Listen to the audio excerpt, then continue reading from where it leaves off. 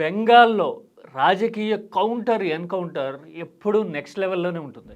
Election favour start అయిపోయింది.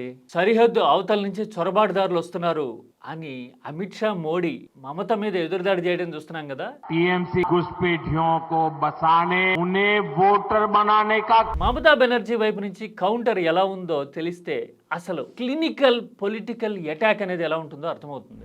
Party MP senior journalist కూడా అయిన సాగరిక ఘోష్ ఏమన్నారో చూడండి. The borders of India are the responsibility of the Home Ministry. చూశారు కదా, బోర్డర్స్ అనేవి కేంద్రం పరిధిలో విషయాలు కదా, రాష్ట్రాన్ని బ్లేమ్ చేస్తున్నారేంటి, చేత కావట్లేదా అని అడిగారు. అక్కడతో అయిపోలా, ఇంకొక ఇంట్రెస్టింగ్ కామెంట్ కూడా చేశారు. Mr. Narendra Modi, who changes his clothes 5 times a day, understand the realities. రోజుకి 5 సార్లు ప్రధాని దుస్తులు మారుస్తూ ఉంటారు, కొంచెం వ్యూహం మార్చండి, రాష్ట్రాలకు పనికొచ్చేలాగా అడుగులేయండి అని కూడా అనడము ఇప్పుడు దేశవ్యాప్తంగా ట్రెండ్ అవుతా ఉంది. బీజేపీ మీద, మోడీ మీద తృణమూలు చేసినట్టుగా నిలదీయటం గానీ, అటాక్ చేయటం గానీ మరే పార్టీ చేయలేదేమో కదా.